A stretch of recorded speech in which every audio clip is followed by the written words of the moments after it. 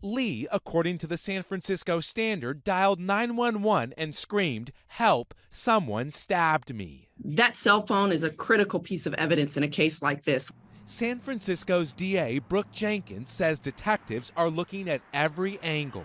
When we are dealing with a case where the suspect is unknown, you are trying to interview anyone and everyone who may have had contact with the victim leading up to the time of the crime.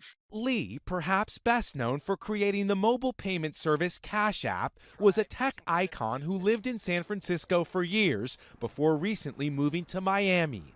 Police scouring the neighborhood Lee knew well for any potential clues. We are not commenting. From the news organization Mission Local, they did say that this person was another tech executive. We haven't gotten more information as far as a motive. We have had so many questions since this happened more than a week ago. But again, we are hoping to hear more from Mayor London Breed. That's going to happen about 12:30 p.m. But we are told that they were last seen leaving Millennium Tower. That is what getting some answers of that. I do want to say a source close to the investigation tells us that Momeni and Lee had been recorded leaving the Millennium Tower together prior to the attack. We're told Momeni was taken into custody overnight. Now, Bob Lee was the founder of Cash App, and he was also the chief product officer at Cisco Police Department Homicide Detail responded and took over the investigation. Our homicide investigators developed information that identified the suspect as 38-year-old Nima Momeni of Emeryville, California. We can confirm that Mr. Lee and Mr. Momeni knew each other. However, we will not be able to provide further details at this time regarding the evidence that confirms that information. This morning, members of the San Francisco Police Department's Investigations Bureau and Tactical Unit served several search warrants and an arrest warrant in San Francisco and Emeryville, California. Mr. Momeni was taken into custody without incident in Emeryville, California. We appreciate everybody's enthusiasm to get information, but we have to put the case first. So we won't be able to go into details about any evidence today. Bill, go ahead. Chief, what can you tell us about the suspect and the victim's time together before the incident, and how long were you tracking the suspect? Well, the evidence shows that they knew each other, and that's about as much as I can say. You know, this case started over a week ago, and we've been working around the clock since then. So the things will come out as this case proceeds, and particularly when it gets to court. But at this point, that's about as much as I can say. Yo, it's Big Ant, the spokesman, man. We back. Another edition of Urban Politicians TV, UPTV. Make sure you stay on your pivot at all times, man. Had to come tap in, and first and foremost, I want to send condolences to the entire family of Bob Lee. He actually had two daughters, and I had seen that one of them had spoke on the situation. And then also I seen where they had spoke on him moving to Miami, and he was close out there with his father and everything like that. And then different people from different reports that said they knew him and things like that in the world and in the space that he was in. And they all spoke very highly of him and his energy and all. So most definitely condolences to all of them to have to wake up and hear that news that he was stabbed to death, man. Prayers up to all of them going through it right now.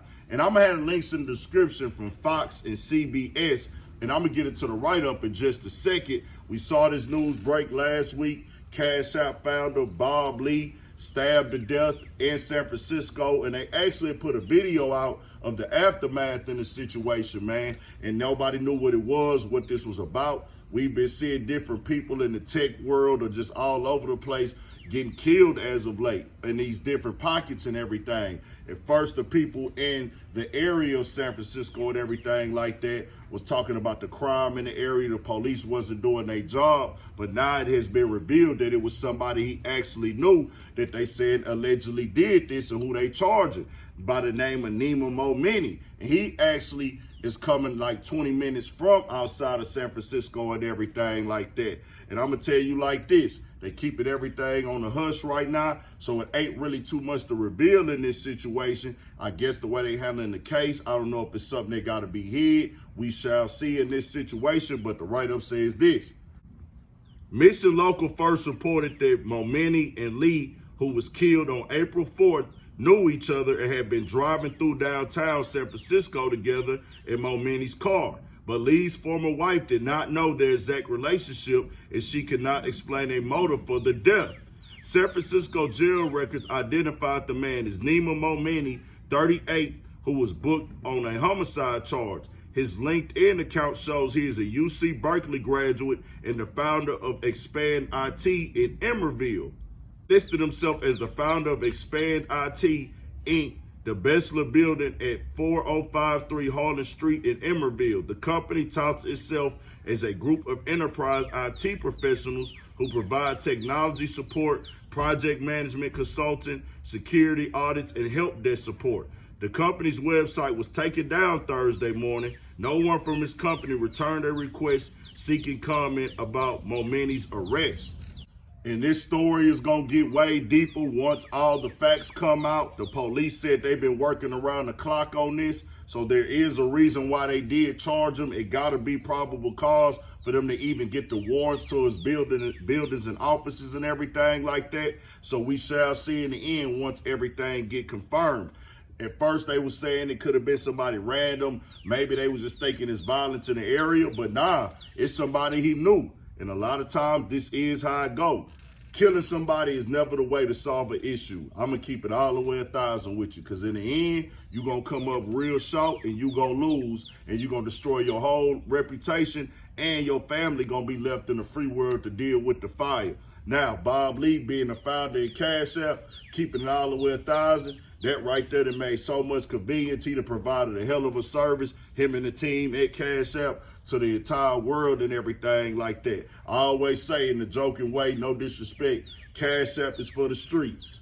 I say Zelle and all the other money transfers, that's for the boozy people, but it's just a little insider joke. If you know, you know, man. Apple Pay, Zelle, Cash App for the streets though, man. But most definitely, we gonna see how everything turned out in this situation. Cash App just ring bells, man. It's some heavy stuff. We saw that they had another app that got promoted and another platform that does the similar thing after he passed away, but that app had been launched before this, so it had nothing to do with that either. But tell me what y'all think. We got more coming, more videos, all at 1,000 for Shit Show. Stay on your pivot.